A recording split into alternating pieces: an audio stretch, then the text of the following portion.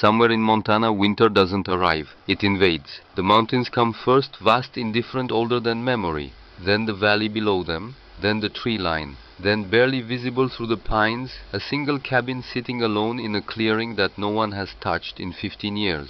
Not by accident, by design. Inside the fireplace is cold. A coffee mug still sits on the table. A coat still hangs by the door.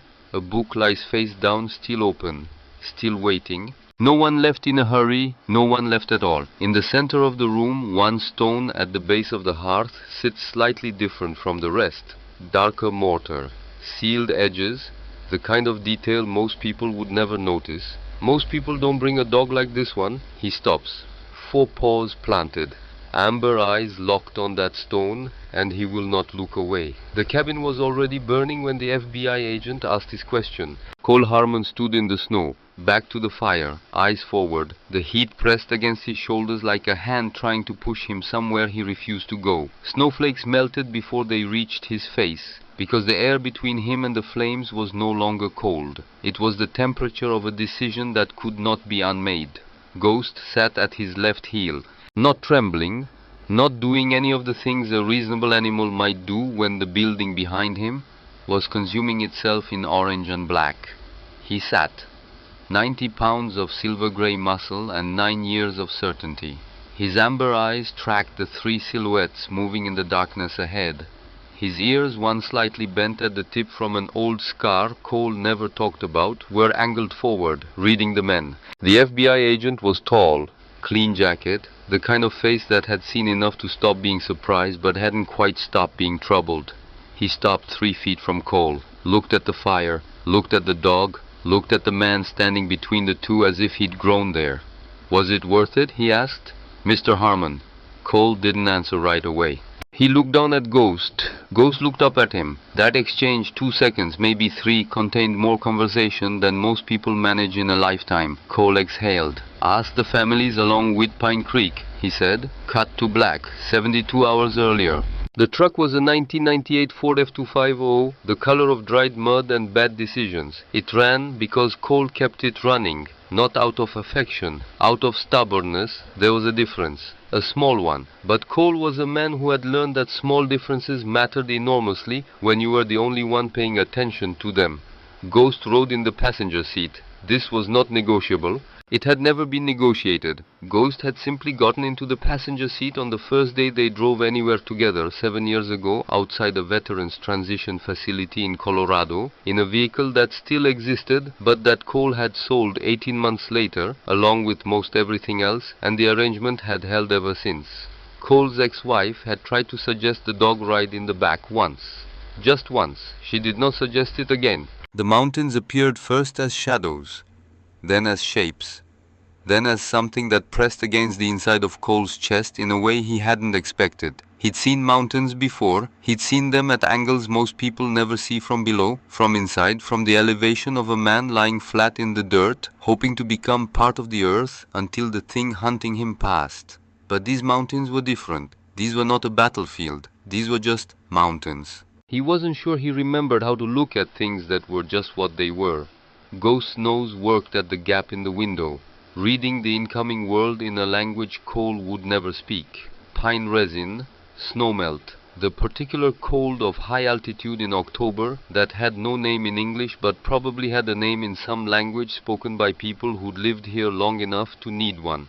Cole had been driving for 11 hours. He had not turned on the radio. He had not called anyone. He had not, if he was honest with himself, and honesty was one of the few disciplines he'd kept from the army, along with making his bed and checking his exits, he had not felt anything resembling forward momentum in a very long time. Not in Bozeman, not after the apartment, not after the conversation with his sister, that ended with her saying you need to want something, Cole and him unable to argue, because she was right and he couldn't explain why wanting had become so difficult. He didn't come to Montana to heal. That needed to be clear, to himself.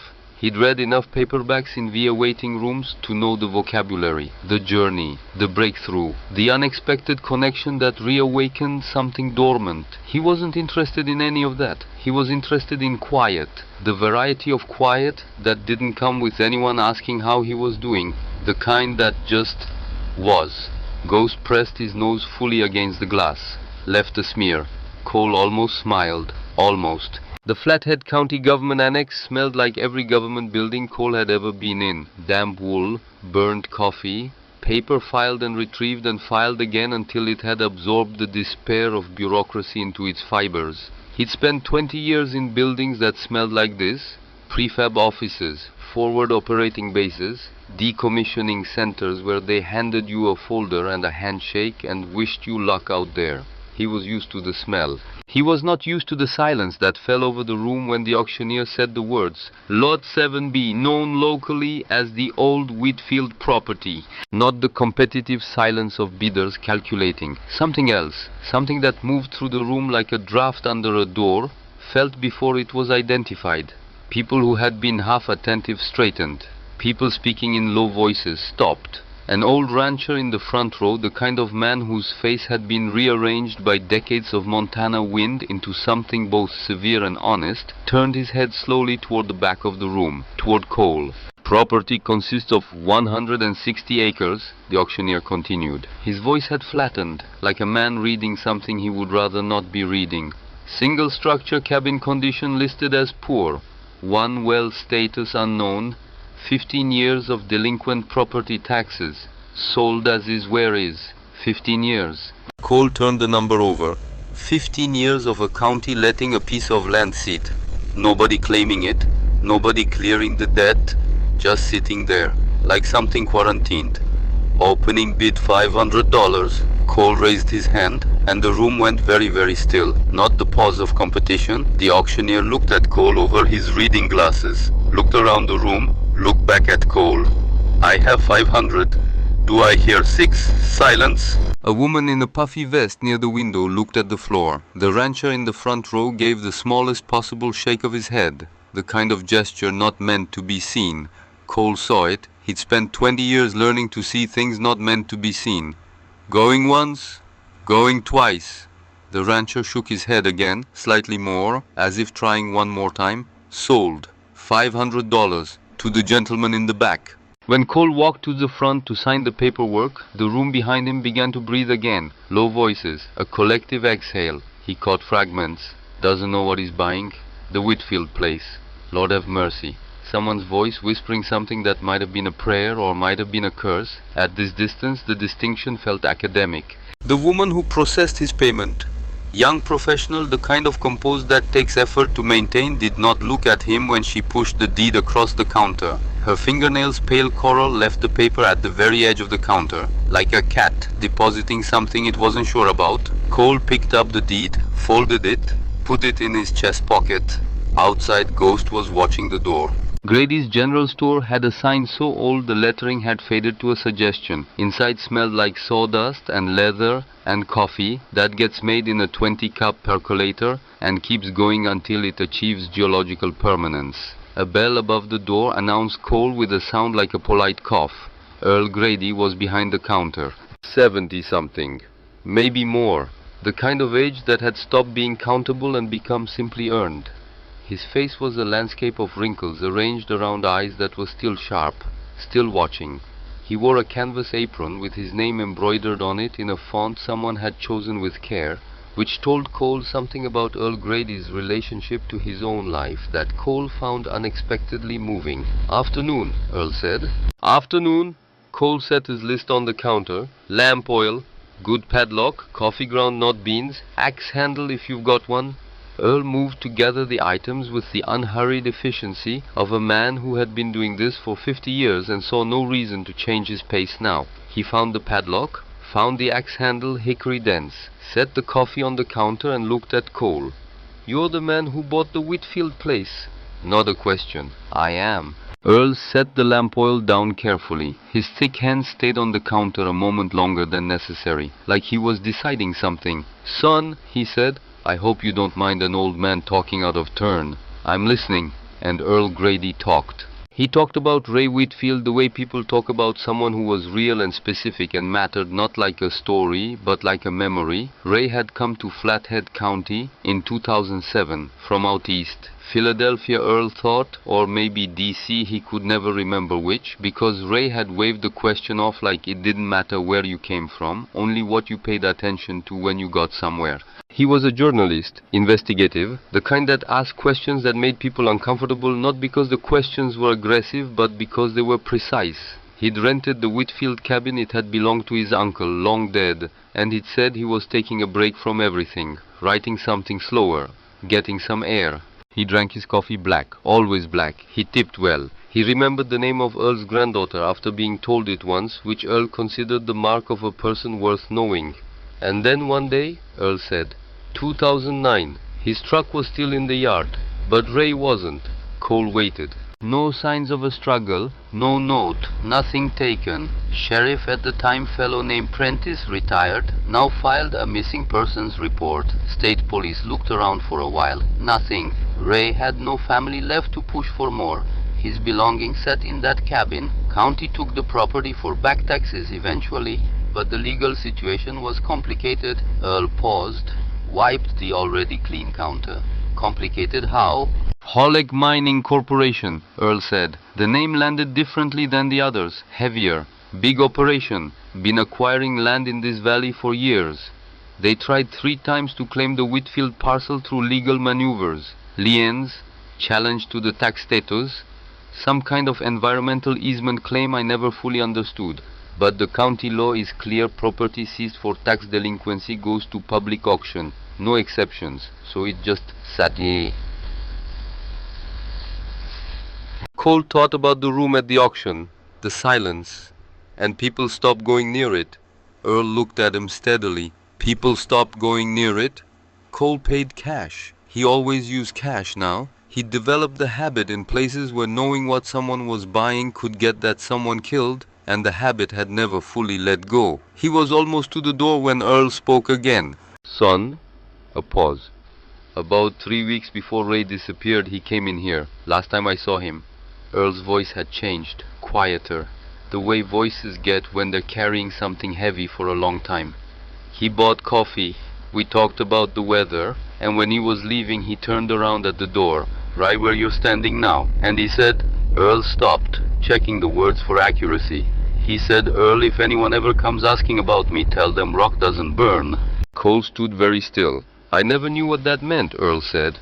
Thought maybe he was being poetic, or maybe he was already. He didn't finish. Ghost was waiting at the truck, patient, perfect. Cole stood at the driver's door for a moment with his hand on the handle. Rock doesn't burn. He filed it away in the part of his mind where important things that didn't yet make sense were stored. It was a well-used file. He got in the truck. Ghost looked at him once, then faced forward. They drove. The trail to the cabin required 3 gear changes, 1 moment of genuine doubt about the truck's suspension, and Cole's complete attention on the path ahead, which meant he almost missed the things that were wrong with it. Almost. First, the massive pine that had fallen across the path at the sharpest bend. Weathered, old by the look of it, but positioned with a precision that fallen trees don't generally achieve on their own. It forced any approaching vehicle to slow nearly to a stop and negotiate a tight angle toward a drainage ditch. If you weren't paying attention, if you didn't already have the habits of someone who had spent years looking for things that weren't supposed to be there. Second, a stand of thorny hawthorn that had colonized the path's left side at the point where the trail crested a small rise, dense enough to push a vehicle rightward, toward a soft shoulder that would swallow a wheel in mud season. Not impassable, just discouraging. Someone had tended this path, not in the sense of maintenance, in the sense of attrition, small inconveniences carefully arranged that accumulated into a message: this road is not worth the trouble. Cole noted it, drove on. The clearing opened without warning. The trees simply stopped, and there it was. The cabin, smaller than he'd pictured, squatter, built from dark logs that had been there long enough to become part of the hillside's grammar. The stone chimney rose from the far end of the steeply pitched roof, coated in moss, so thick it looked upholstered. The porch sagged on its left side with the patience of something that had been waiting a long time to be noticed. The windows were dark, not merely unlit, but genuinely opaque, with years of accumulated grime, like eyes that had chosen not to see. Cole cut the engine. The silence that followed was not empty. It was full.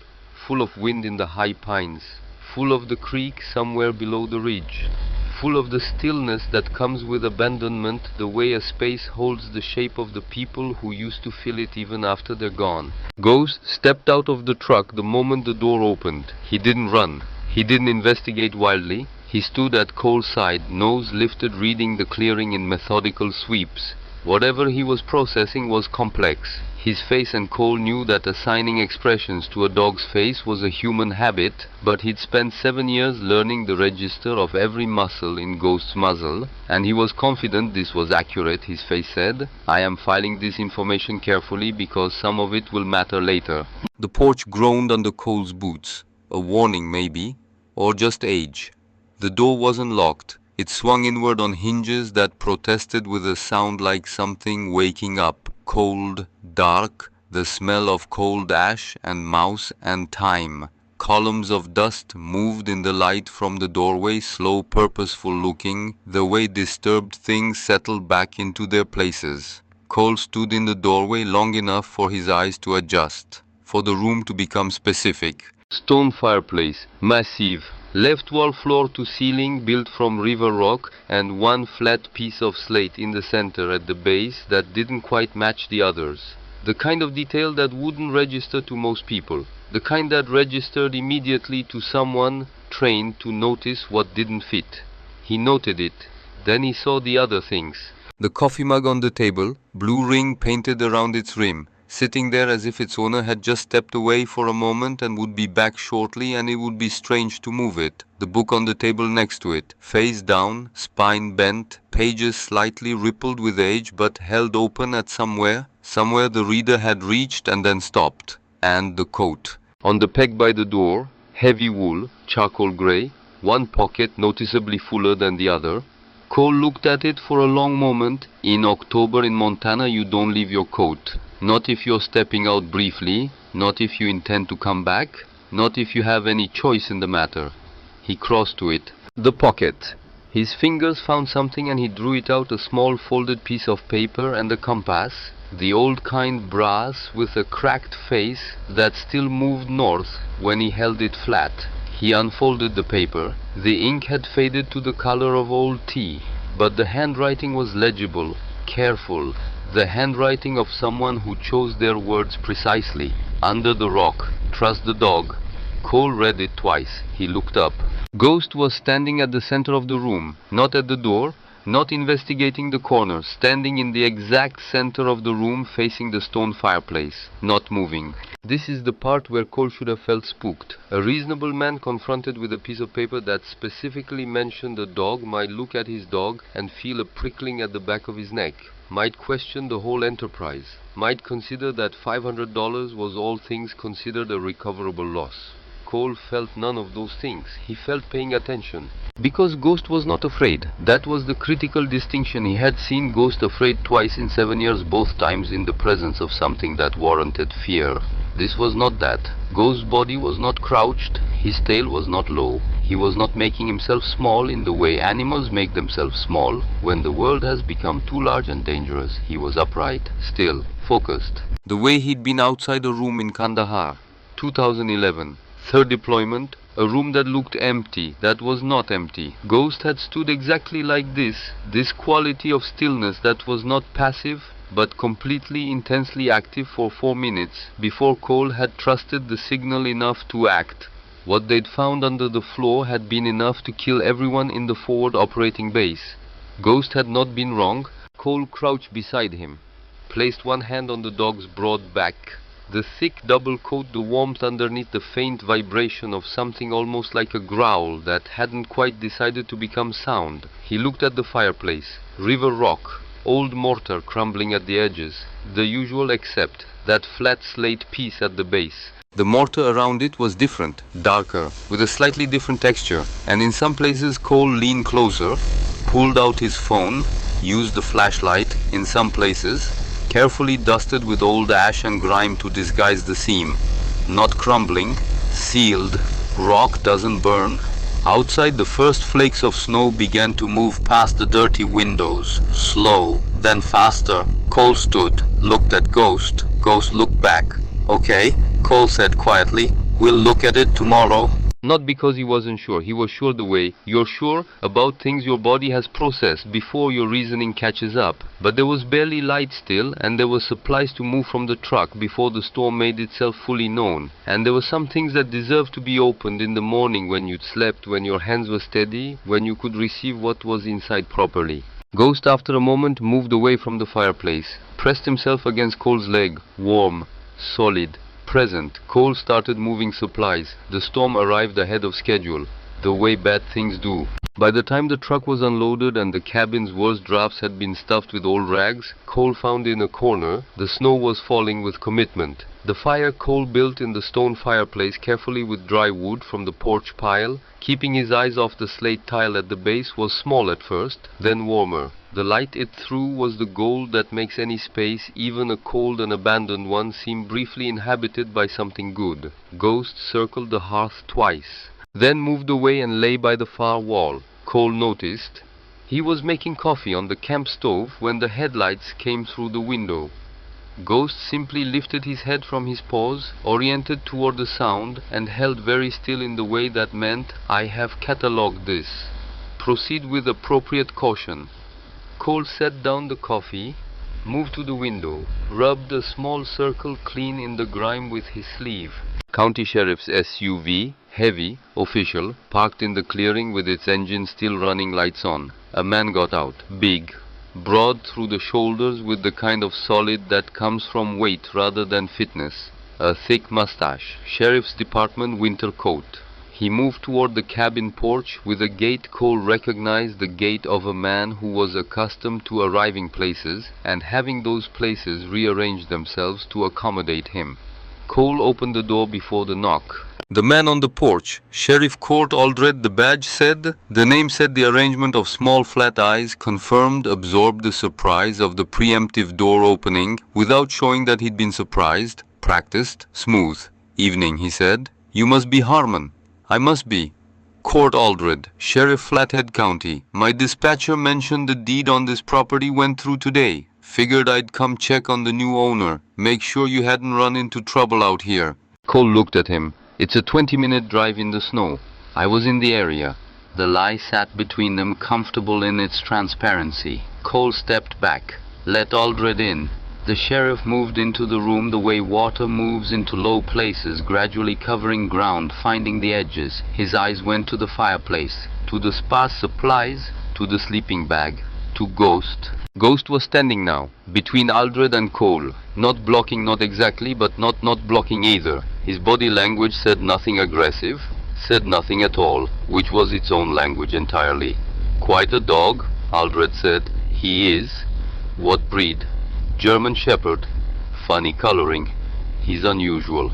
Aldred moved to warm his hands at the fireplace. The motion brought him close to the stone hearth. His eyes, just for a moment, a fraction of a second, moved to the base, to the flat slate stone, then moved away. Cole made note of it.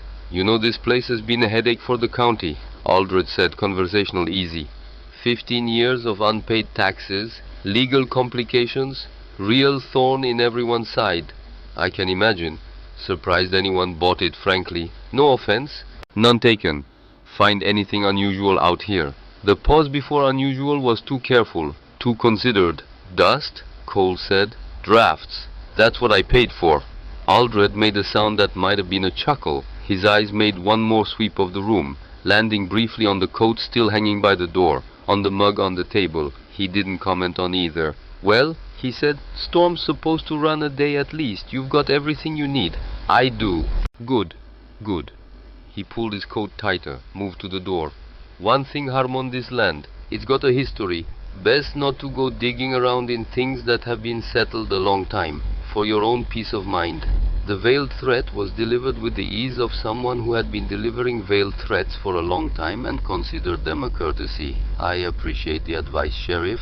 Aldred nodded. "Gone." Cole bolted the door, stood at the window, watched the taillights of the SUV disappear into the white stippled darkness. Ghost had not moved from his position in the center of the room. Cole looked at him. Something moved through his chest, the old instinct, the one that had kept him alive in places where not listening to it cost people everything. He pulled on his boots.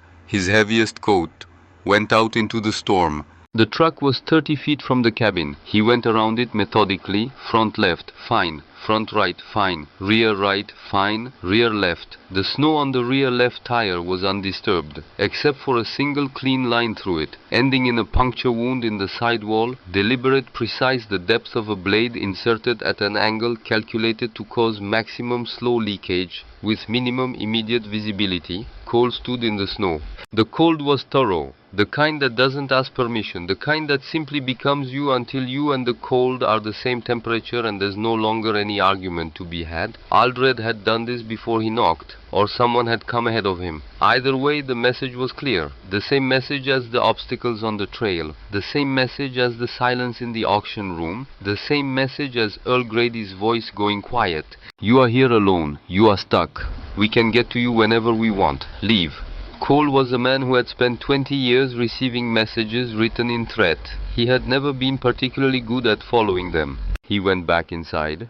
Ghost was still at the center of the room. Cole sat on the floor beside him. The fire had built itself into something real and warm. The snow whispered against the windows. Ghost pressed his whole side against Cole's leg, the full weight of him warm and steady, a kind of ballast against something Cole hadn't known he'd been leaning into until the support arrived. They sat like that for a while. "Okay," Cole said, to no one, to Ghost, to the room, to the man who had left his coat and his coffee and his book and a note in a pocket and then disappeared into 15 years of silence. "Okay." He looked at the fireplace, at the flat piece of slate at its base. "Trust the dog." He got up, found the axe handle he'd bought from Earl Grady, found his knife, got down on his knees in front of the hearth. Ghost settled beside him, close, and Cole began to work at the edge of the stone.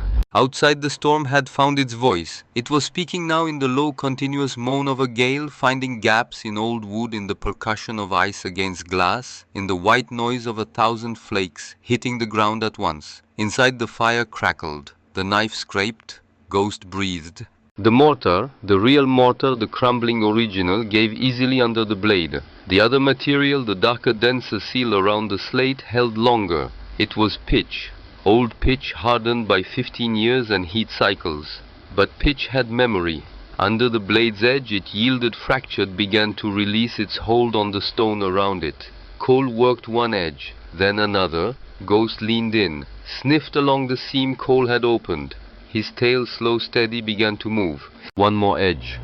The seal gave with a sound like something that had been waiting a very long time to open. Cole set down the knife, got the axe handle under the edge of the slate. Applied pressure. His shoulders burned. His knuckles went white on the hickory wood. The stone shifted. An inch. 2. A sound like a hell breath releasing 15 years of compression, of darkness, of waiting. And then the slate lifted and Cole dragged it sideways and set it down on the cabin floor with a sound that seemed in the silence after enormous. He held his phone over the hole. Dark. 4 feet deep. Dry stone walls. Dry floor. 2 things. A metal box, military surplus, dark green, the kind used for documents or sensitive equipment, sealed with a latch that was still intact. And a stack of leather-bound notebooks. 5 of them. Tied with faded twine. Ghost sat back on his haunches. His tail moved in long, slow arcs.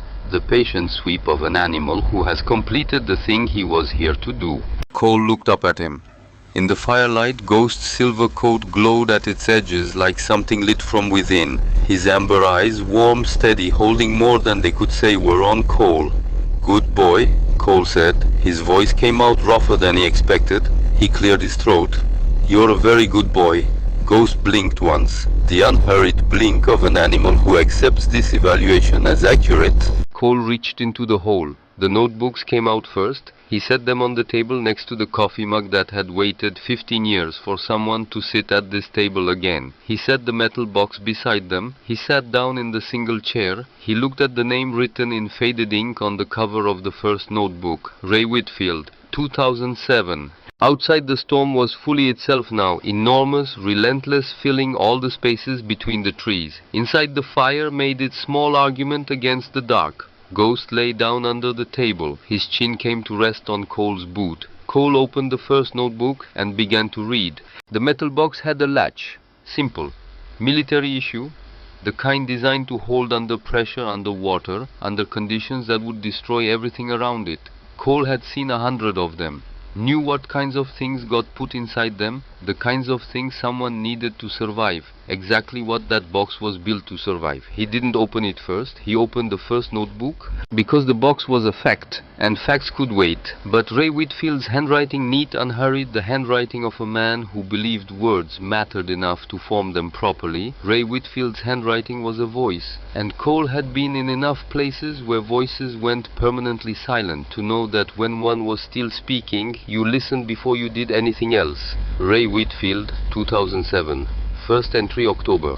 I am supposed to be resting. My editor's word. My therapist's word. My own word actually, though I use it less convincingly than either of them. The cabin is cold and the water pressure is inconsistent, and there is a family of something living in the wall behind the stove that I have decided to consider company rather than a problem. The mountains here are, I don't have the right word yet, I'll find it. Cole turned pages. Ghost had moved from under the table to his spot by the far wall, watching the door, watching the windows, doing what he did. The early entries were exactly what Ray had said they were. Observations. A man learning to be still. Notes on birds he didn't know the names of yet. Sketches of the ridge line at different hours. A running commentary on his attempts to make bread in a cast iron skillet that was in its way genuinely funny. Cole almost smiled. Then the entries changed, not abruptly, not with a line that announced here is where everything went wrong. That wasn't how things went wrong. Things went wrong the way water moves through rock, gradually, persistently, finding the weak places, wearing them wider over time, until one day the whole face simply gave way. March 2008. Ray's handwriting was the same, but the words were different. Walked Whitpine Creek this morning. Found 17 dead trout in the stretch between the old mill site and the fork. Not unusual in itself. Winter kill happens, low oxygen, the usual explanations, except the ice has been off the creek for 3 weeks, and 17 is not a number winter kill produces in a healthy stretch of water. I photographed them. I don't know why. Habit maybe.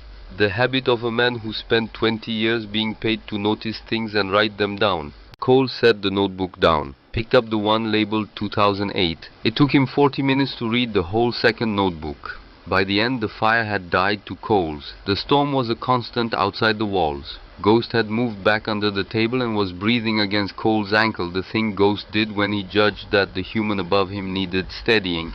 Cole reached down, let his hand rest on the dog's head. Ghost didn't move.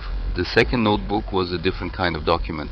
It was the record of a man watching a net being drawn around him thread by thread, with the clear-eyed horror of someone who understood what was happening and couldn't stop it, and refused to pretend he didn't see it. What Ray Whitfield had found on Whitpine Creek was not an isolated incident. He had spent 18 months patient, methodical, moving in the careful way of a man who understood that speed attracted attention, taking water samples from 11 points along the 3 creek systems that fed the valley floor. He had sent those samples under a different name to an independent laboratory in Missoula. He had paid cash. He had driven the samples there himself.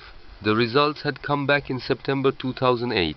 And Ray had written one line in response, underlined 3 times with enough force that the pen had nearly torn the page. This is not an accident. Arsenic, lead, trichloroethylene, benzene derivatives, at concentrations that at any single testing point sat just below the threshold required to trigger federal investigation. But Ray was not looking at single points, he was looking at the system. And the system, the full picture, all 11 samples mapped against the watershed, told a story that no individual data point could tell alone. Holek Mining Corporation had been operating 3 extraction sites in the mountains above the valley since 2006. Permitted. Legal. Inspected annually by the Flathead County Environmental Division, which was Ray had discovered, staffed by 2 people, one of whom was the brother-in-law of Holek's Regional Operations Director. The waste disposal records were clean, pristine, the kind of clean that required effort, because the waste wasn't being disposed of through the permitted channels. It was being distributed, carefully, deliberately, small amounts at a time through a network of illegal discharge points, old mine shafts, remote irrigation channels, a series of maintenance outflows that appeared on no official map, spread across an area large enough that no single discharge would ever trigger an alarm. diluted, dispersed, slow enough that the damage accumulated over years rather than arriving in a single visible event. Which was Cole thought, looking at the ceiling of a dead man's cabin in a storm, the specific genius of it. The damage was real, profound, measurable, and almost completely invisible to anyone not looking at the whole picture at once. Ray Whitfield had looked at the whole picture at once, and then he had written down the names. Hollick Mining Corporation, specifically a man named Victor Grain, Regional Director, Montana Operations. Senator Wade Corbin. 3 references, the first noting a campaign contribution of $240,000 from Hollick-affiliated entities in the 2004 election cycle. The second describing a development partnership announcement in 2005 photographed in the county register in which Corbin stood smiling next to Grain. The third, and Cole read this one twice, described a property deed, a parcel of land adjacent to the primary Hollick operation site, transferred to a Corbin family trust in 2006, 1 month before Hollick's permits were approved. And Sheriff Court Aldred, whose name appeared in the 2008 entries with the notation New Sheriff, Aldred, attended the Hollick quarterly review meeting as a security consultant. This is not a role that exists in any county budget I can find. Cole closed the notebook. The fire had gone out. He rebuilt it in the dark by touch the way he'd been taught to do things in conditions where light was a liability. When the flames came back, he sat at the table for a long time without moving. Ghost waited. There was one more thing. In the third notebook, the handwriting gradually compressed the sentences shorter, the observations more urgent. Ray had catalogued the harassment campaign against himself with the same precision he'd applied to the water samples. The surprise visit from a county building inspector citing a non-existent complaint. The suddenly disputed property line backed by documents Ray identified as forgeries within an hour. The fine for a septic system violation that referenced an inspection that had never occurred. They want the land, Ray wrote. Not because it has value, because it knows something. Because I know something, and what I know is on this land. And if I leave and they take the land, what I know disappears with it. I have tried to find a way to get the evidence out. I have been watched. My mail, I believe, is being monitored. I have no one here I trust enough. And if I drive to Missoula with a box of documents and don't come back, the documents go with me. So, the fireplace. Uncle Harold built it himself. There is a space below the main hearthstone he showed me once when I was a boy. Said every man needed a place to keep his most important things safe from fire and flood. I have made it more secure. The seal should hold for years. The samples, the lab reports, the notebooks. I am writing this in case someone finds them after I'm gone, not as a dramatic statement, as a practical one. I think they intend to remove me from the picture. I have perhaps 2 weeks, perhaps less, before whatever they've decided to do becomes action. If you are reading this, whoever you are, please understand. I'm not asking you to be brave. I'm not asking you to fight anyone. I'm asking you to get these documents to someone outside this county who cannot be reached by Hollick or Corbin or Aldred or anyone in their orbit. The FBI field office in Missoula, a journalist with the national platform. Anyone with the reach and the protection to use what's here. I will leave a note in my coat pocket, something simple, a direction, in case the notebooks are too much for whoever finds them to take on faith alone. Trust the dog I've written. A strange thing to write, but I grew up with dogs. And I have always found that a dog's instincts, their unmediated, uncomplicated certainty about what matters and where the danger is, I have always found that more reliable than most human reasoning. Whatever dog is with whoever finds this, listen to it. It will have been right before you were. Cole sat with that for a long time. Ghost's tail beneath the table swept once. The third notebook contained 2 names Cole hadn't encountered yet, Martha Elkins and Tom Briley. Not in the context of the investigation, in the context of neighbors, the careful entries of a man who had lived in a place long enough to know the people in it. Martha Elkins, 43, lived on the Elkins homestead 3 miles east of the Whitpine Creek Fork. Her husband had passed the year before. She had 2 children, a boy of 12 and a girl of 7. The girl, whose name was Callie, had been diagnosed with acute lymphoblastic leukemia in February 2009. Ray had written, Martha told me, at Earl's store. She was very calm. The terrible calm of someone who has used up all the available panic and is now on the other side of it. She said the doctors in Kalispell couldn't explain why a healthy 7-year-old, no family history, no risk factors would present with this specific type. I did not tell her what I know about the water. I didn't know how. Tom Briley, 68, fourth-generation cattle rancher, 400 acres on the valley's south slope. His herd had begun losing pregnancies in the spring of 2008. Not all of them. Enough. The pattern was there if you look for it, which Tom hadn't known to do, which no one had thought to suggest was worth doing. He'd lost 40% of his expected calves that season. His lender had started calling. Ray had written, "Tom is a man who does not complain. His silence about what is happening to him is more heartbreaking than complaint would be. He told me he is considering selling. He has considered it and reconsidered it for 30 years and always found a reason not to. Now he is running out of reasons."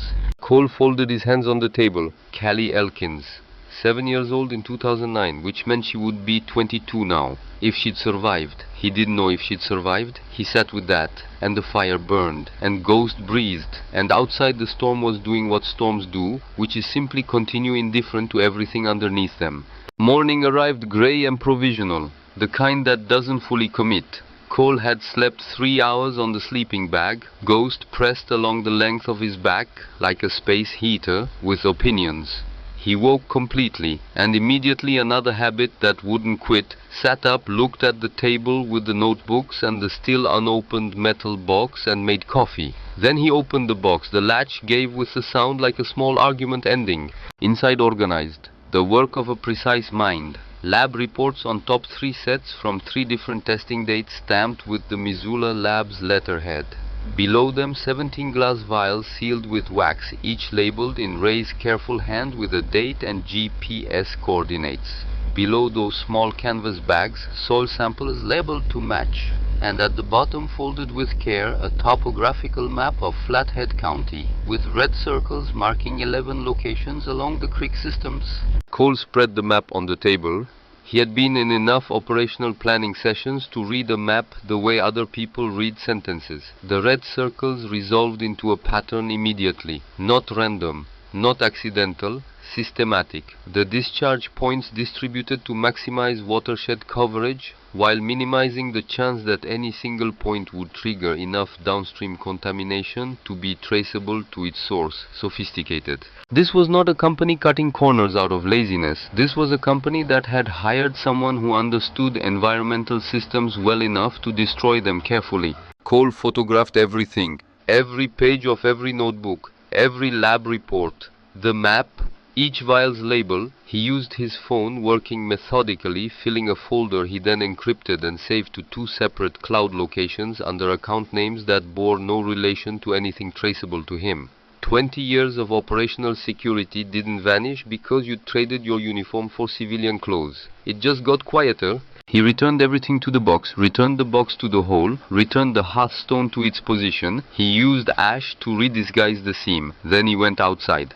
The storm had left the world changed, everything white and still and crystalline under a sky that had cleared to the hard blue of high-altitude winter. His breath made clouds.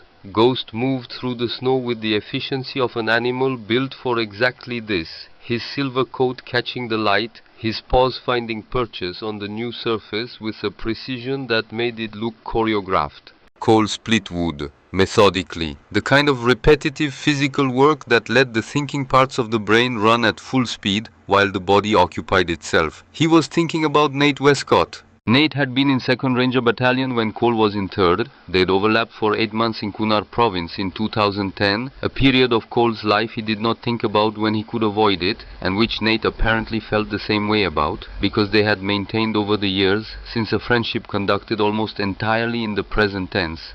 Neither of them needed to explain things. Neither of them asked questions that would require explaining. Nate Westcott was now the lead investigative reporter for the Denver Sentinel. He had broken 3 stories in the last 5 years that had resulted in federal indictments. He was the only person outside this valley Cole trusted completely, and who had the platform and the protection to receive what was in that box and do something permanent with it. The axe came down. The log split. Ghost stopped. Cole stopped. Ghost's head had come up from the snow he'd been investigating. His ears were forward, precisely forward. His body was low, not crouched, but lowered. The posture that in 7 years Cole had come to translate as someone is in the tree line. They have been there for a while. I'm deciding whether they are a problem. Cole kept splitting wood. He set the axe down with the easy motion of a man taking a break. Stretched. Turned in a slow circle as if evaluating the weather. His eyes moved to the pines on the east side of the clearing. Dense shadow, 60-70 yards. The kind of cover that would look completely opaque to a casual observer. Cole was not a casual observer. He went inside, got the binoculars, came back out, leaned against the truck as if checking something on the vehicle's side. Brought the binoculars up in a motion designed to look like he was studying the ridge. Found it in 40 seconds, a lens catch, fractional, the bright point of light that a glass surface produces when the sun angle is exactly wrong. Someone in the trees with a camera or spotting scope, watching the clearing, watching Cole. Cole lowered the binoculars. Went back to splitting wood. He worked for another 40 minutes, moving around the clearing in the normal arc of a man, managing a wood supply, never looking directly at the tree line again. The lesson learned expensively in places he preferred not to remember. When you know you're being watched, the worst thing you can do is show that you know. Because the moment they know, you know the calculation changes. And you want to control when the calculation changes. When the light began to angle toward late afternoon, Ghost came to his side without being called. The tree line was quiet. The lens catch was gone. They'd withdrawn, for now. That night Cole laid the plan. He couldn't mail the evidence. He had no confidence in the local postal infrastructure's neutrality, and the physical originals needed to stay in the vault until someone with federal authority could retrieve them properly. He could drive the copied documentation directly to an FBI field office, except he didn't know who in the local FBI field office was clean, who Corbin's reach extended to. That was the problem with corruption that had been sitting in a place for 15 years. It had time to put roots into everything, to make allies in the places you'd go to for help, to ensure that the obvious routes of escape were watched. He needed someone outside the system. He needed Nate. The next morning, day 3. Since the auction, Cole drove east before dawn. Not toward town, east into the back roads, the logging tracks, the winding secondary routes that existed on paper maps but not on any navigation app. He drove for an hour and a half in the dark, before he was satisfied that no one following would have found it worth the effort. Then he doubled back south toward Kalispell, approaching the city from a direction that required local knowledge to use efficiently. Ghost rode in the passenger seat, watching. Kalispell was large enough to have strangers, which was what Cole needed. He parked 3 blocks from the main strip, paid cash for a prepaid phone at a big box electronics store, the kind that came sealed in a package and required no identification. He walked 2 blocks to the public library, which opened at 9, and sat down at a terminal in the quietest corner he could find. The digitized photographs uploaded to the encrypted file took 11 minutes. He cleared the browsing history, signed out, stood up, walked to the alley behind the hardware store next door, called the number from memory. It rang twice. Westcott. It's Harmon. Silence. 1 beat. The silence of a man shifting gears. What number is this? Temporary. Listen. I'm listening. Cole talked for 3 minutes. He'd planned the 3 minutes in his head during the drive, which information was essential, which was context, which could wait. Nate didn't interrupt. This was one of the things Cole valued about him. Hollick Mining, Senator Wade Corbin, a journalist named Ray Whitfield who went missing in 2009 and whose evidence has been sitting under a fireplace stone for 15 years. Say that last part again. Under a fireplace stone, in a cabin in Flathead County, I have photographic copies of everything: lab reports, water samples, documentation, handwritten notebooks covering 18 months of investigation, a topographical map of the discharge network. You're sending this to my secure inbox. Already sent. Password is the name of the ridge. You know which one. Another beat. Ridgeback. Yeah. Cole. Nate's voice had a texture now that it hadn't had at the beginning of the call. The texture of someone who has opened the file and seen, even in the first few lines, enough to understand the size of what they're holding. What kind of trouble are you in? The kind that sends a man to pick your lock at 2 in the morning. That's already happened? once, unsuccessfully, and you're planning to... Stay. Cole said it before Nate could finish the question, because the answer to that question had been determined at some point in the last 3 days that Cole couldn't precisely identify. Maybe when he'd read the third notebook. Maybe when he'd read Martha Elkin's name and Callie's name and understood that these were people who had been living 3 miles from the truth of what had made them suffer and had never known. Maybe the moment Ghost had stood in the center of an abandoned room and looked at a stone hearth and refused to look away. The original evidence stays in the vault until someone with federal authority retrieves it, Cole said. What you have is enough to start, but I need you to be ready to move. How ready? 6 in the morning, tomorrow. If I haven't called you by 6, you call the FBI. Not state police, not the county. FBI Denver field office. Cleaner chain of command. Give them everything. Give them my coordinates. And if you do call, then we figure out the next step together. Quiet. Nate? I heard you. A pause. 6 a.m. Mountain Time. If I don't hear from you, I make the call. Another beat. Watch your back. Always. Cole ended the call. He pulled the battery from the phone, dropped the phone in a dumpster at the end of the alley. The battery went into a storm drain 2 blocks north. He walked back to the truck. Ghost had his nose pressed to the gap in the window, cataloging the city. Okay, Cole said. Got in. We go back. Ghost pulled his nose in, face forward. They drove. The drive back took longer than the drive out. Cole stopped twice, both times on high ground with clear sight lines in multiple directions. Both times spending 15 minutes watching the road behind him for any vehicle that maintained consistent distance or made the same turns. Both times nothing he could confirm, which was not the same as nothing. He was 3 miles from the cabin turnoff when Ghost sat up straight in the passenger seat. Not the alert of the tree line. A different register, something closer, something that had already passed the perimeter of whatever Ghost considered safe distance. Cole's hands tightened on the wheel. He turned onto the property trail and drove the last half mile with his eyes on both the path ahead and the rearview mirror. The clearing was empty when they arrived. The cabin sat unchanged in the winter light. But Ghost did not get out of the truck when Cole opened the door. He stayed in the passenger seat, looking at the tree line on the west side this time, a different direction than the morning's watcher. They'd repositioned. Cole moved the supplies he'd bought in Kalispell inside quickly. He bolted the door, checked the windows, rebuilt the fire, and Ghost began to pace.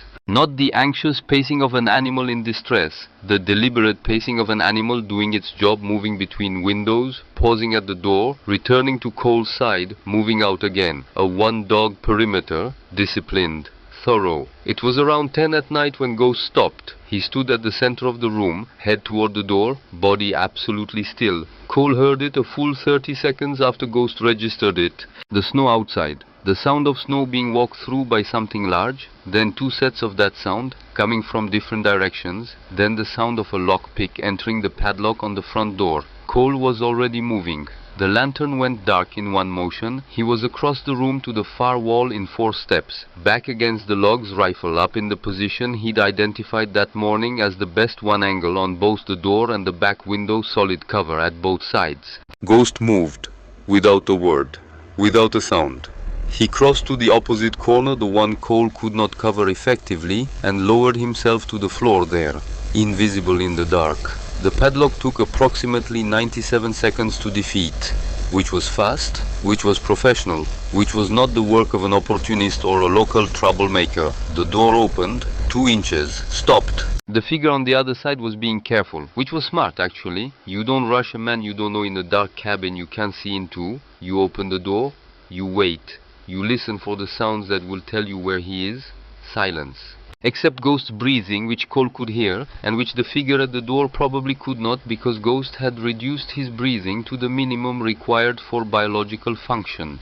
Not taught, not trained. Simply something Ghost had arrived at through the application of his own intelligence to his own circumstances.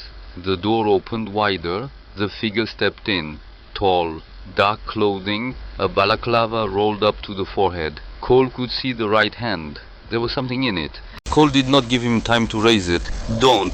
One word. Low. clear, without inflection, the voice of someone who had said words like this in dark rooms before and understood that tone carried more information than volume. The figure froze, and then Ghost moved. Not a lunge, not an attack.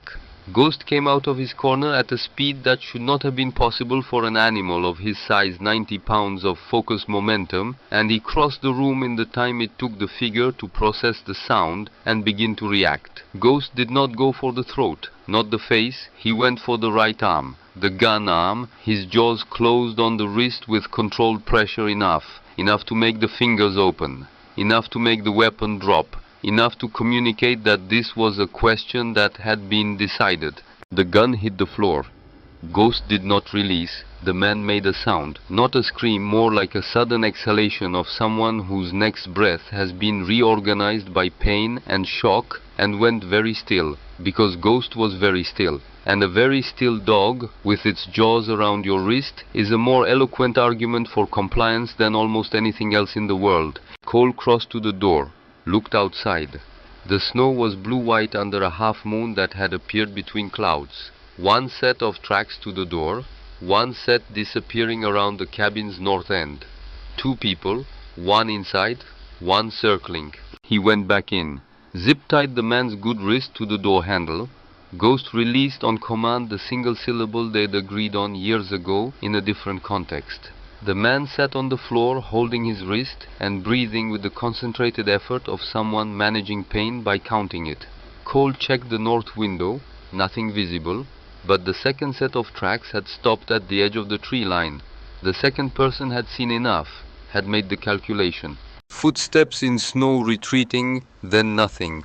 Cole stood at the window for a while. His heart rate, he noticed, was elevated. Not dramatically, the way it gets when you've done something physical, not the way it gets when you're afraid. He'd identified that distinction a long time ago and held it as a meaningful one. He wasn't afraid.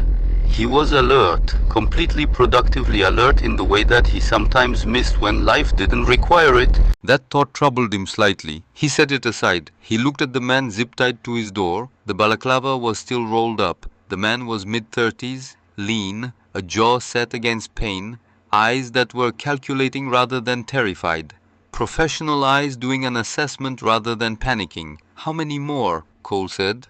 Not a question, a statement in the form of a question. The man looked at him, didn't speak. Which was an answer. A person with no backup would have said so. A person with backup would be calculating how long they needed to stall. Cole looked at Ghost. Ghost looked at the man. The man looked at Ghost. Then the man looked at Cole. 3, he said. Cole believed him, not because 3 was reassuring, it was not, but because of the particular economy of a person who has decided to be precisely truthful to avoid being precisely hurt again, and who hired you. The man looked at the floor, which was also an answer. Cole waited. Outside, the wind found the gaps in the old logs and spoke through them in its own low language. Ghost settled on his haunches. The kind of patience that only belongs to creatures who understand that waiting is not the same as losing. The embers in the fireplace pulsed orange and died back, pulsed, died back. Cole had 6 hours until dawn. And at 6 in the morning in a city 800 miles away, Nate Westcott was going to check his phone. And if there was no message, if Cole's voice did not come through that line, calm and specific with the particular tone of a man who is still standing, Nate Westcott was going to pick up his phone and make a call that could not be unmade. 6 hours. Cole did not intend to waste them. He made coffee, because the situation called for sustained clarity, and sustained clarity called for coffee. Ghost accepted a piece of dried meat from the supply bag. Ate it with the focused appreciation of an animal who understood that nutrition was a strategic resource. Cole drank his coffee. He looked at the fireplace, at the clean seam of the hearthstone disguised with ash, holding everything Ray Whitfield had trusted to stone and time, and the eventual arrival of someone who would listen to a dog. He thought about Martha Elkins, who might not know even now what had happened to her daughter, who had been living 3 miles from the answer in a valley where the answer had been systematically buried. He thought about Tom Briley, who had 4 generations of family in the soil of that valley and had been losing it by degrees to a poison he had no name for. He thought about Ray Whitfield, who had sat in the same chair at the same table and made the same calculation Cole was making, and had come to the end of his resources before the resources were enough. I am not Ray Whitfield, Cole thought. Not because he was braver, not because he was smarter, but because Ray Whitfield had been alone and Cole had Nate Westcott's number already delivered in the memory of a burned phone, and a federal deadline running on a clock in Denver, and most importantly, Ghost, who was now standing by the door.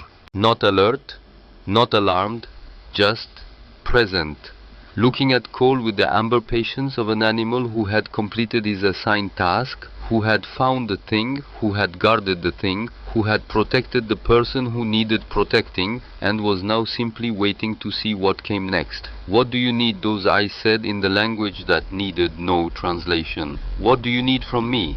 "Get some rest," Cole said quietly. "We're going to need it."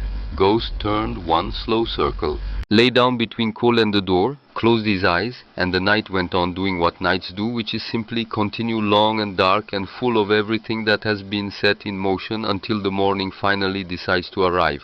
The man zip-tied to Cole's door had a name. Cole didn't ask for it. Names created obligation in both directions, the obligation to use it and the obligation of the person who gave it to wonder what you do with it afterward. Cole had no interest in either. What he needed was simpler. He needed to know how much time he had. "When do they expect to hear from you?" Cole said. The man looked at the floor, then at Ghost. Ghost was lying 6 inches from the man's left knee, eyes open, breathing with the patience of geological formations. 2 hours, the man said. Cole checked his watch. 11:47 p.m., so 1:47 a.m. Then someone in the chain would start making decisions. Then those decisions would travel back up to whoever had sent this man. Then new instructions would come down. That process, Cole had been on both sides of it in different contexts, took between 40 minutes and 2 hours, depending on how awake the person at the top was and how angry they were. Call it 4 a.m. before the next move arrived, which gave him 4 hours and 13 minutes, which was enough, barely, but enough. He zip-tied the man's other wrist to the door handle's lower bracket, not cruelly, with the efficiency of someone who needed a person immobilized for a fixed period and had no interest in unnecessary suffering. He left the circulation intact. He left water within reach. "You're going to be fine," Cole said. "The people coming in the morning will let you out." The man looked at him. "FBI," Cole said, "or possibly local law enforcement, depending on how the next few hours go." The man's eyes did something complicated. "Yeah," Cole said, "I know." He checked the hearthstone, solid, sealed. The notebooks and the metal box and the 17 glass vials and everything Ray Whitfield had trusted to stone and darkness were exactly where they had always been. Patient, waiting. The way truth waits without urgency, without desperation, in the absolute certainty that it does not have an expiration date. Ghost came to stand beside him. Cole put his hand on the dog's head. "Okay," he said quietly, to both of them. He did not sleep. He sat in the chair, rifle across his lap, and listened to the cabin breathe. Because old buildings breathe. They have their own rhythms, the tick and pop of logs, contracting in the cold, the low moan of wind, finding the gaps, the occasional creak of the porch boards, settling under accumulated snow. Cole learned the cabin's breathing in those 4 hours the way he'd learned the breathing of every space he'd ever had to defend. Ghost moved through the room in irregular intervals. Not pacing, patrolling. A slow circuit door, east window, north wall, back window, west window, return. He varied the timing deliberately, because Ghost understood in whatever way Ghost understood things that a predictable patrol was a patrol that could be read and worked around. Cole had never once taught him this. Some things were simply known. 2:30 a.m. The man at the door had fallen asleep in the way of someone whose body had decided that consciousness was no longer earning its keep. His breathing was even. His head had dropped forward. Cole watched him for a moment, the ordinary humanity of a man asleep. Even this man, even here, and felt the weight of situations that had no clean edges. This man was not the architect of what had been done to Whitpine Creek. He was a hired instrument, but instruments enabled the music, and the music had been playing for 15 years while Callie Elkins got sick, and Tom Briley lost his calves, and Ray Whitfield disappeared into the silence that powerful people arrange for those who look too closely. So, no clean edges, 3:15 a.m. Ghost stopped, not his patrol stop, the complete cessation, the one that meant something has changed in the world outside this room, and you should stop what you are doing and pay attention. Cole was already putting the rifle up before Ghost's ears had fully oriented. West wall. Not the door, not the windows they'd come through last time. The west wall, the one with no window, the one Cole had considered the least likely approach because it faced the densest section of forest where the snow would be thigh-deep in the dark, which meant whoever was out there had come the hard way, on purpose, because the hard way was the unexpected way. Cole heard it then, a sound so slight it barely qualified as sound, a compression of snow under a careful weight. One step. Two. The discipline of someone trained to move without being heard, moving through conditions that made moving without being heard nearly impossible and mostly succeeding. Mostly. Ghost moved to the west wall. He pressed his nose to the log seam 2 feet from the floor. His nostrils flared once, twice, and then he turned to Cole with an expression that said with the clarity that 7 years of partnership had made available there are multiple. More than 2, they are very close. Cole did the math. 3 plus the one at the door made 4, which was what the man had said. 3 not counting himself, which meant 4 total. 1 inside now secured, 3 outside. And the 3 outside had had 2 hours to regroup, reassess, and come back with a plan that wasn't the plan that had just failed. And the new plan was the west wall. Cole moved. He had 45 seconds maybe. He dragged the heavy wooden table to the center of the room, not as a barricade, as a position, tipped it on its side, lay flat behind it with the rifle over the top edge, angled toward the west wall at the height that an entry through old log construction would have to present. Ghost pressed himself against the back of the table, below the sightline, vibrating not with fear, with readiness. Come on then, Cole thought. And they came. The west wall gave with a sound Cole had not expected. Not a crash, not a forced entry, a slow deliberate removal. One log section, a piece of the chinking between 2 lower courses, pushed inward from outside with something like a ram. Whoever had planned this had done their reconnaissance thoroughly enough to know the structural weak points of a 100-year-old construction. These were not the same quality of hired hands as the first man. These were the kind of people Victor Grain called when the first quality wasn't enough. The opening that appeared was approximately 18 inches across. Enough. A canister came through first. Cole had his eyes closed before it detonated. Old reflex. The flash from a disorientation device registered through closed eyelids as a red bloom, painful but manageable. The bang was enormous in the closed space. His ears rang immediately, the familiar cotton-wrapped silence of percussion exposure, but he'd spent enough time near things that exploded to have learned how to function through the first 15 seconds. He opened his eyes. He could see. Not well, but enough. 2 figures coming through the gap in the west wall. Low, fast, trained. The first one was halfway through when Ghost moved not at the figure at the angle. He came round the left side of the table in the same low run Cole had seen him use when speed was everything. He went under the first figure's arm, hit the back of the figure's knee with his shoulder. The figure went down sideways, off balance, half through a hole in a wall which was an extremely bad tactical position. Cole was already at the second figure, not with the rifle too close, wrong geometry. With his hands. 20 years of things he'd rather not think about had given him a vocabulary for this. He used one word from it, efficiently. The second figure went into the wall and stayed there. 30 seconds, both figures down, secured with the remaining zip ties. The hole in the west wall letting in a blade of cold air that felt actually clarifying. Cole stood up, his ears were still ringing. Ghost was sitting on the chest of the first figure with the composed authority of someone who had considered the situation and found this to be the most practical arrangement. Cole almost laughed. "Off," he said. Ghost stepped off, with dignity, and then the voice came from outside. Not the door, not the gap in the wall, from directly outside, raised enough to cut through the ringing in Cole's ears. A voice he recognized, because he'd heard it in this same clearing 3 days ago from a man in an expensive coat who had come in daylight with money instead of force and found that neither worked. Victor Grain. "Harmon." A pause. "I know you can hear me. I know you're still standing, which I'll admit surprises me. But it doesn't change anything." Cole said nothing. He moved to the window, stayed low, looked out.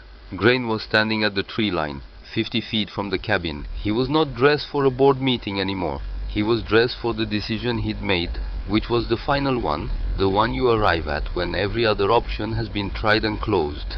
Dark coat, his hands were at his sides. In his right hand, a flare, old-fashioned, red, already lit. And behind him, barely visible in the tree shadows, 2 men, each holding something with weight. Cole saw the containers, the shape of them, the size. His stomach moved.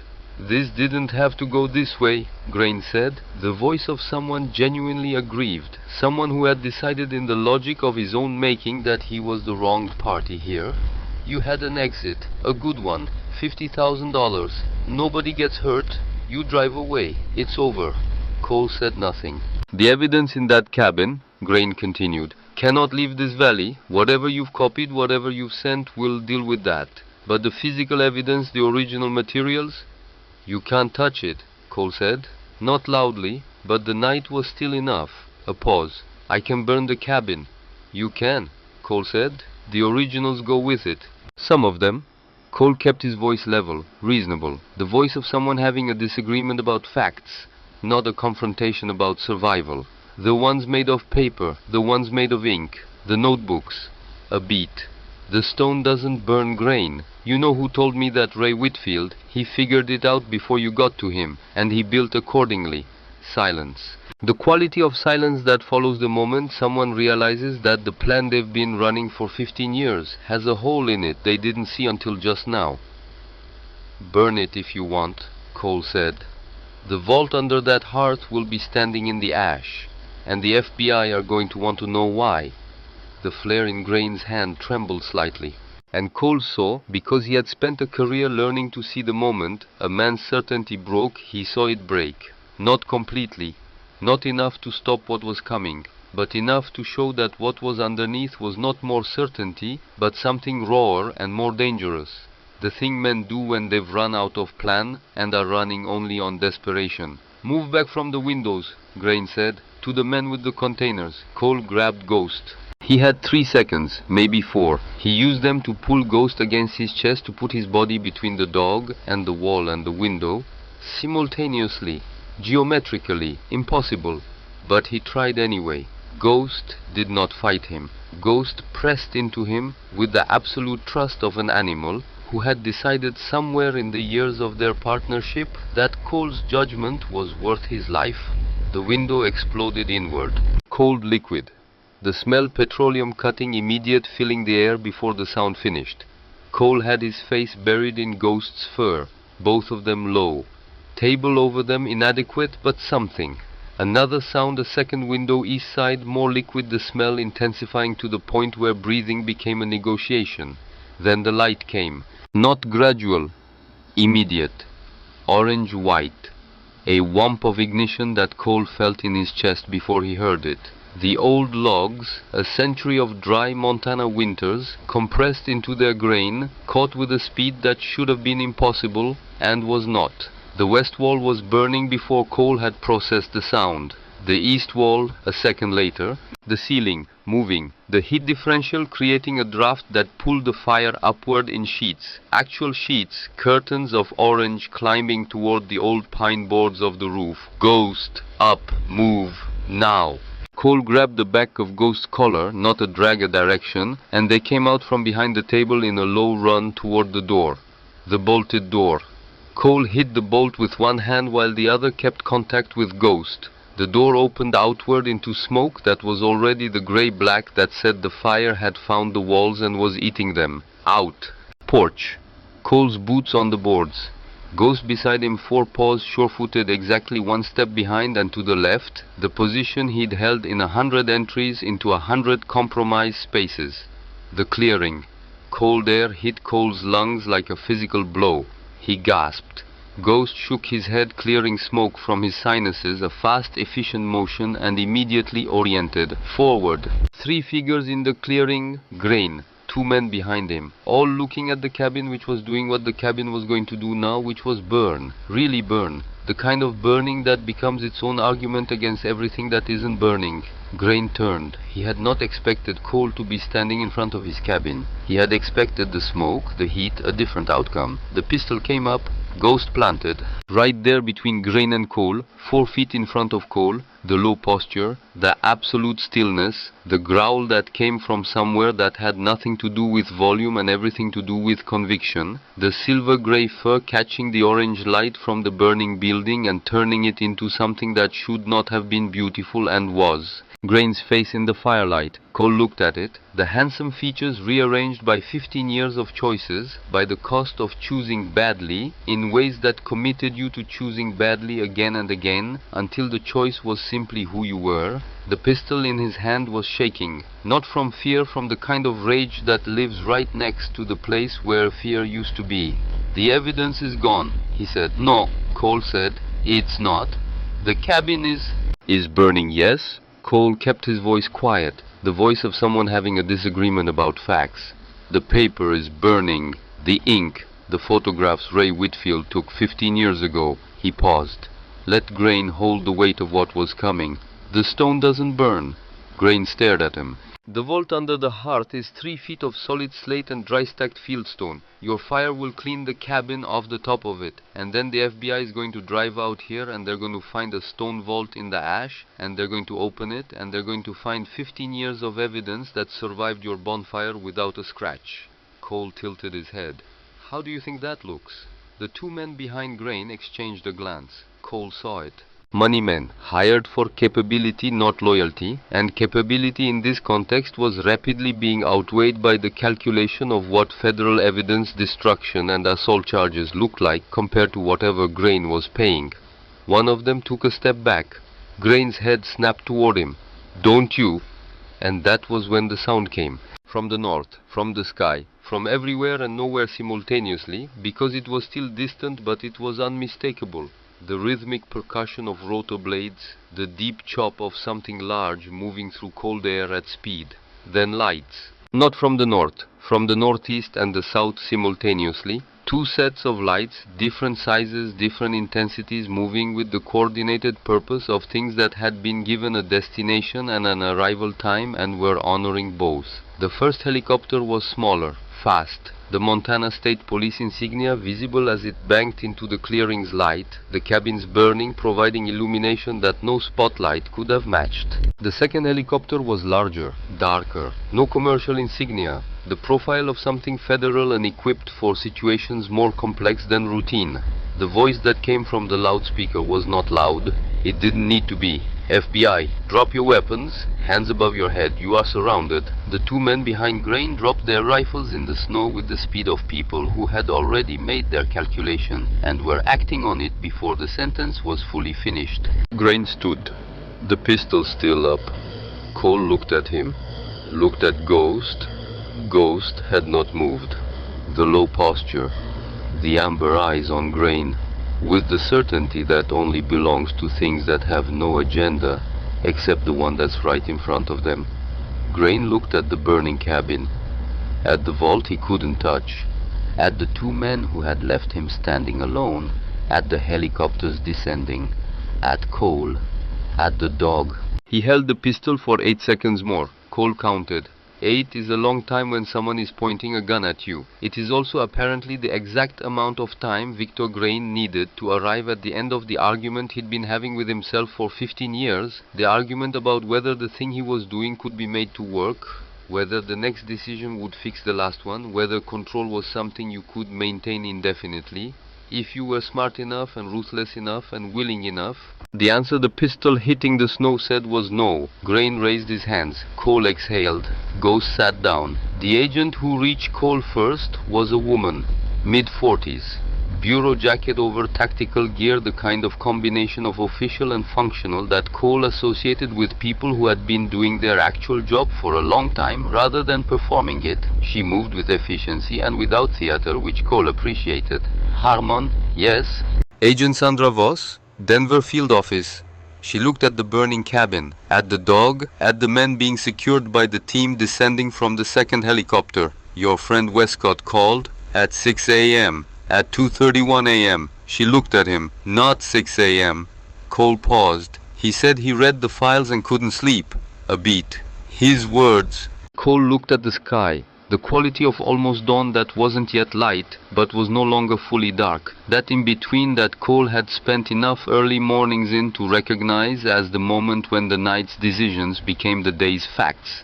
He said to tell you, Voss added, and I'm quoting because it seemed important to him, that it be exact, he said. Some things don't wait until 6. Cole was quiet for a moment. There's a vault, he said. Under the hearth. The cabin is going to need to cool before you can access it, but it's intact. All of it, the lab reports, the samples, the notebooks, Ray Whitfield's complete documentation. Voss was already turning, already speaking into her radio, already moving exactly what someone should do when told that 15 years of evidence was sitting intact under a burning building. You move. You don't marvel at it. You move. Ghost pressed against Cole's leg. Cole looked down at him. Ghost looked up. The 9-year-old face with its frosted muzzle and its bent ear, the amber eyes warm, steady, holding more than they could say. The animal who had stood in the center of an abandoned room 4 days ago and refused to look away from a stone, and in doing so had set in motion everything that was currently being set in motion in this clearing. Cole crouched down. His knees were sore, his ears were still ringing. There was a cut on his left forearm he didn't remember getting. The cold had gone from clarifying to simply constant, the kind that stops being noticed and starts being inhabited. He put both hands in Ghost's fur. The warmth under the thick double coat, the solid reality of a living thing, the faint vibration, not a growl, not quite that Ghost produced when someone he trusted touched him, a sound too low to be called a purr, but serving the same function. "Good boy," Cole said. His voice came out rough. He cleared his throat. Ghost licked his hand once, efficient, purposeful. The gesture of an animal who understood that comfort was a real thing that real creatures needed, and that providing it was not beneath his dignity. Cole stood up. The cabin burned. The next several hours were the variety of complicated that Cole associated with large institutions doing large things in sequence. Statements given. Coordinates verified. The technical team from the 2nd Helicopter Evidence Specialist set up portable lighting around the cabin's footprint and began the process of waiting for the structure to cool enough to be safely accessed. Victor Grain was in the back of a state police SUV. Sheriff Court Aldred, who had arrived apparently at his own home at 4:15 a.m. to find 3 federal agents and 2 state officers waiting for him in his driveway, was in a different vehicle. The 2 men who had dropped their rifles in the snow were sitting against a tree, zip-tied, looking at each other with the expressions of people revising their career choices. Cole sat on the tailgate of his truck. Ghost sat beside him. Agent Voss came back twice to ask clarifying questions. Cole answered them. She was, he thought, the kind of person who would do this job well for a long time, the kind that didn't mistake the documentation for the work, but understood they were the same thing. "The 3rd man," he said at one point. "The one who came in first last night. He's still zip-tied inside. He should be okay. The east wall caught later than the west and the door." "We have him," Voss said. "He's fine. He is also currently providing a significant amount of information." "People do that," Cole said, "when the alternative is being found in the ash." Voss almost smiled. Shortly after 9 a.m. she came back with something in her hand. A photograph, printed on regular paper, a screenshot from a file by the look of it. "This is from Whitfield's documentation," she said, "the county register image he photographed. I want you to look at the man on the far right." Cole looked at the photograph.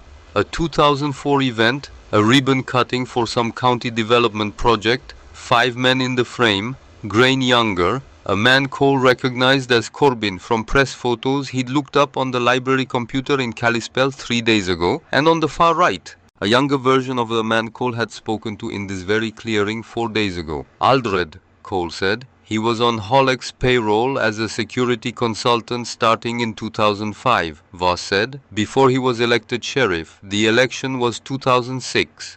Cole looked at the photograph, at the 3 men standing in a row in 2004, smiling the way men smile when they believe the thing they've built is going to hold. "What about Corbin?" Cole said. Voss's expression did something careful. "Senator Corbin is a more complex situation," she said. "The documentary evidence in Whitfield's files is substantial. the property transfer, the campaign contributions, the correspondence, but a sitting senator takes longer.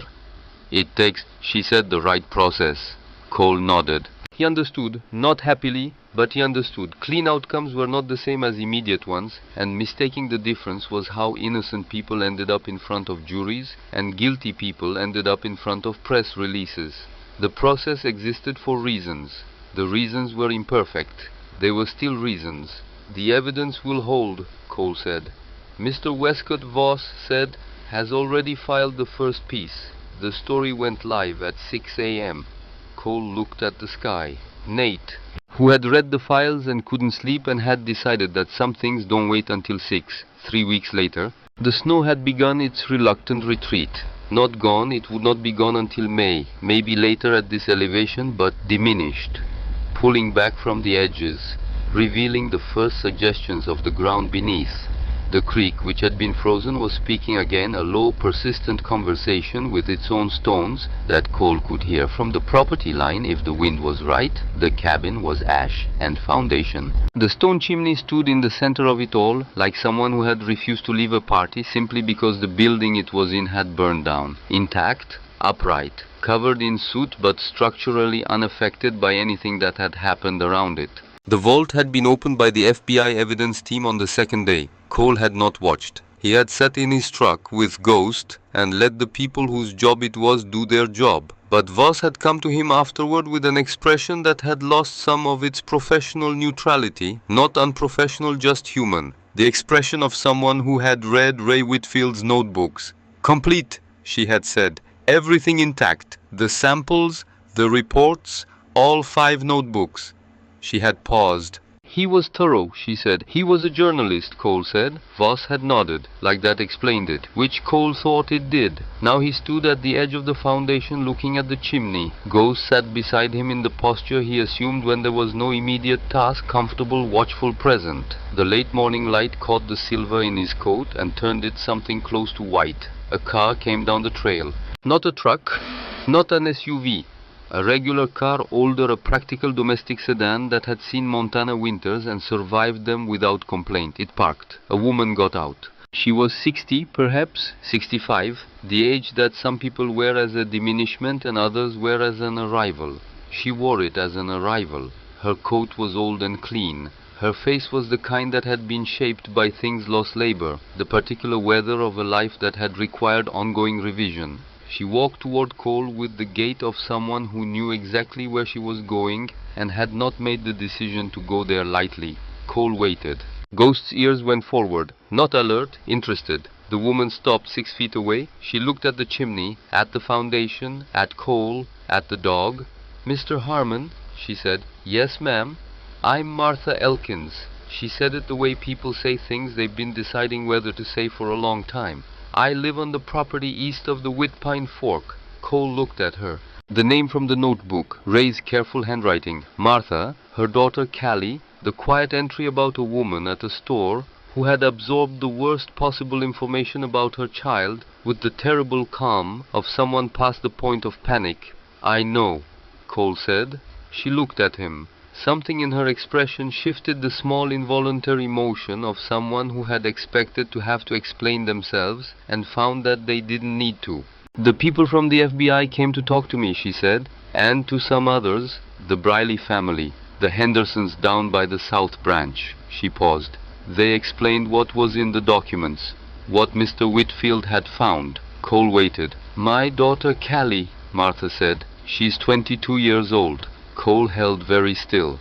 She survived, Martha said. She graduated from college last spring. She teaches elementary school in Billings. Her voice did not break, but it moved the way voices move when they are describing things that came close to not being true. She doesn't know yet that there might be a reason, that it might not have just been. She stopped. The word she didn't say was random. The cruelest word in any language, Cole had always thought, the one that meant this happened to you and there is no meaning in it and no one is accountable and no one can be made to answer, except Except it hadn't been. Except there were people who had made specific decisions in specific rooms, and the outcome of those decisions had arrived in the body of a 7-year-old girl in a valley they had been poisoning carefully, quietly, by degrees. Not random. The opposite of random. She'll know, Cole said, when you're ready to tell her. Martha looked at him. Then she did something that was not what Cole expected. She didn't speak. She didn't cry. She crossed the remaining 3 feet between them and took Cole's right hand in both of hers. Her hands were work-worn and cold and absolutely steady, and she held his hand for a long time, long enough that it was a complete thing, not a gesture toward something else, but its own full meaning. Then she let go. She looked at Ghost. Ghost looked at her. "This is the dog," she said. "This is Ghost." She looked at him for a while. Ghost remained perfectly still and allowed himself to be looked at with the dignity of an animal who understood when stillness was the correct response. Then she held her hand out low below his nose, the right way, the way people who understood dogs offered themselves. Ghost sniffed her hand, once, twice, then pressed his nose into her palm briefly. The gesture that in 7 years Cole had come to understand meant, "I have assessed you, and I find you acceptable, and I am expressing this opinion directly." Martha made a sound, small, private, the kind that escapes rather than being released. "Thank you," she said, to the dog. Not to Cole, to Ghost. Which was, Cole thought, exactly right, exactly correct, exactly the appropriate allocation of gratitude in a situation where a dog had stood in an empty room and refused to look away from a stone until someone paid attention. She walked back to her car, drove away. The sound of her engine diminished along the trail until the creek sounds and the wind sounds were all that remained. That afternoon, Nate Westcott arrived in a rental car that was struggling to understand what the trail was asking of it. Cole heard the engine's distress from a quarter-mile out and was not surprised. Nate drove the way he wrote with great confidence and selective attention to obstacles. He got out looking like he'd slept in the car, which he probably had. "You look terrible," Cole said. "I've been riding for 3 weeks straight." Nate looked at the chimney, the foundation, the ash. "They're calling you a hero. They're wrong. They're calling it one of the most significant environmental cover-up prosecutions in Montana history. That's more accurate?" Aldred flipped on Grain. Grain flipped on Corbin. Nate looked at him. "The senator's people are trying to run a managed disclosure strategy. It won't work. Whitfield's documentation is extraordinary. 15 years of it. The chain of custody is clean because it was literally underground for 15 years in a sealed vault." Nate shook his head. "I've been doing this for 20 years. I've never seen anything like it." Cole looked at the chimney. "He knew," Cole said. "Ray knew it would hold. He built for it." Nate was quiet for a moment. "Did the story say Ray Whitfield's name?" Cole said. A pause. "It led with his name," Nate said. "It ends with his name. Every piece I've written since has his name in the first paragraph." He looked at Cole. "He's not missing anymore. He's the man who found it, who kept it, who made it possible for any of this to happen." The wind moved through the pines. Cole looked at the vault beneath the chimney, the open space where the hearthstone had been removed with care by the FBI team, the empty space that had held Ray Whitfield's 15 years of preparation. Done. Its job done. "What are you going to do now?" Nate said. "You can go anywhere." "I'm staying," Cole said. Nate looked at him. "I'm going to rebuild." Cole looked at the foundation, the solid stone perimeter, the chimney still standing. The foundation's intact. The stone is all there. It's a good foundation. Nate nodded slowly. The nod of someone who has known a person long enough to understand that some decisions are not arguments and do not require response. Ghost got up from where he'd been lying at the edge of the foundation. He walked to Cole's side, leaned against his leg with the full, unambiguous weight of an animal who had decided where he belonged. Cole put his hand on the dog's head. And the mountains were what they were, enormous and indifferent and absolutely beautiful, and the creek spoke its continuous small speech to its stones, and the chimney stood in the ash, and the light and the vault in the earth was empty now, but not diminished by what had been taken from it, because the thing taken from it had gone where it needed to go, which was exactly what Ray Whitfield had planned, exactly what Ghost had known was there. Exactly what a man with nothing left to lose had found on a grey October morning when he raised his hand at an auction and bought $500 worth of someone else's truth, and chose not to look away. Some bonds are made with words. Some are made with time, with shared meals and shared histories that accumulate into the gravity of a life lived alongside another life. And some are made in a moment you can name afterward, a moment somewhere between a dog standing in the center of an abandoned room and a man reading a note in a coat pocket and understanding that the note was always going to be for him, where two living things simply recognize each other as essential.